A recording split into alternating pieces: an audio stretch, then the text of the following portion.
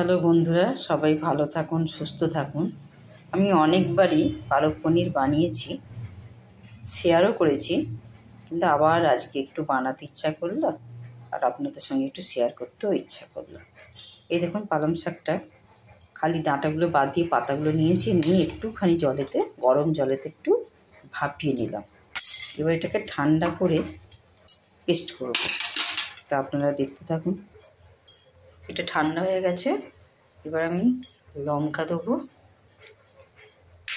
দুটোই দেবো, দুটো লঙ্কা, একটু ডালচিনি দেবো, ডালচিনি একটু, আর অল্প একটু গোলমরিচ দেবো, দিয়ে এটাকে পেস্ট করবো।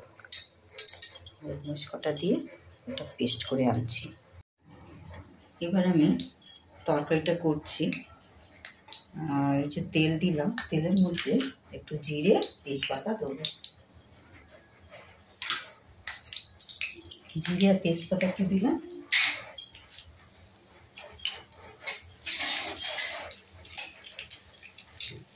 আমার ছেলেরা এমনি পালং শাকের চচ্চড়ি হলেও কিছু বানালে খেতে চাইবে না, কিন্তু এইভাবে যদি আমি বানিয়ে দিই তাহলে খুব খুশি মনে খাবে, তাই আমাকে প্রায় করতে হয়।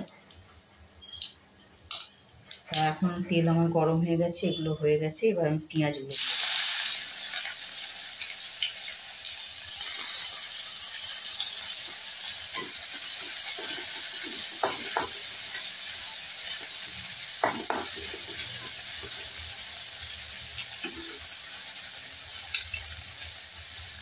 রসুনটাও দিয়ে দিচ্ছি। এতে বেশি মশলা পড়ে না।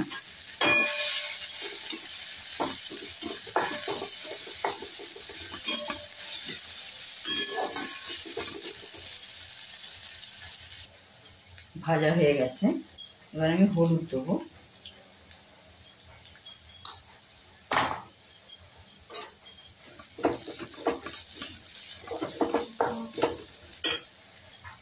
দেখুন আমার এখানে আদা, ধনে গুঁড়ো আর একটু গরম মশলা, যদি গরম মশলা আপনাদের না থাকে যে কোনো চটপটি একটু মশলা অল্প একটু দেবেন।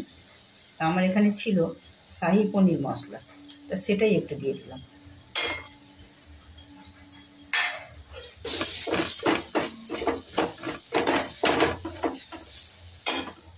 এবার একটু নুন দেবো, একটু আন্দাজ করে দিচ্ছি, পরে লাগলে দেবো।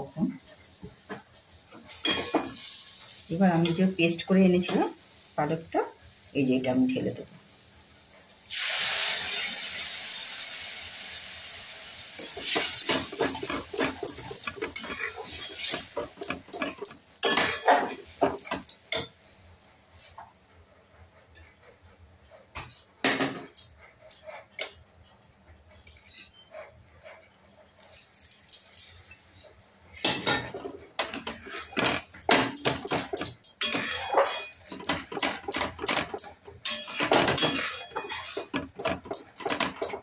একটু ফুটতে থাকে।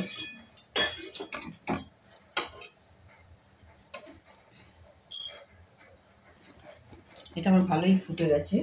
এবার একটু টক দই আমি এর মধ্যে দিয়ে দেবো।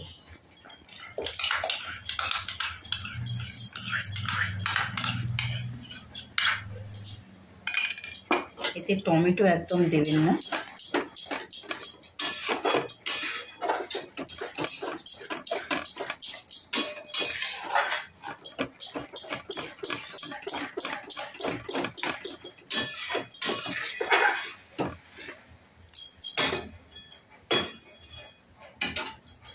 এবার আমি পনিরগুলো দিয়ে, এই দেখুন পনিরগুলো এবার আমি দিয়ে দেবো।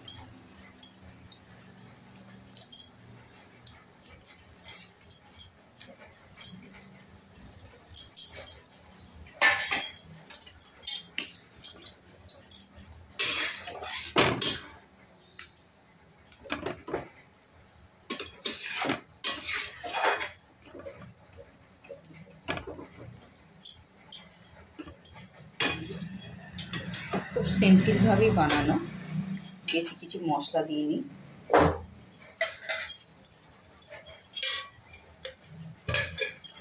একটু ঘি দেবো।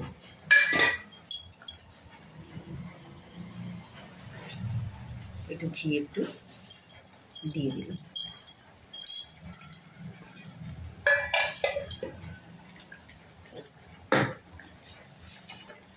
এই দেখুন আমার এইভাবে, যদি আপনারা আরেকটু গাঢ় করতে চান তো গাঢ় করতে পারেন, আর যদি এরকম রাখেন ঠান্ডা হলে একটু জমে যাবে। তো এইভাবে আপনারা বানিয়ে বাচ্চাদের খাওয়াবেন, খুব ভালো লাগবে। কেন প্রত্যেক বাচ্চারাই পালং শাক চচ্চড়ি বলো একদম ভালোবাসে না, কিন্তু আপনারা পালং শাকের লুচি পরোটা আর এইভাবে পনির দিয়ে যদি বানান তাহলে খুব খুশি মনে ওরা খাবে। তা আপনাদের কেমন লাগলো অবশ্যই জানাবেন। আমি প্রায় আমি এইভাবে বানাই। আশা করি আপনাদের ভালো লাগলো। আমি এবার গ্যাসটা বন্ধ করে দিচ্ছি, আমার হয়ে গেছে। কেমন হলো অবশ্যই জানাবেন। সবাই ভালো থাকুন, সুস্থ থাকুন।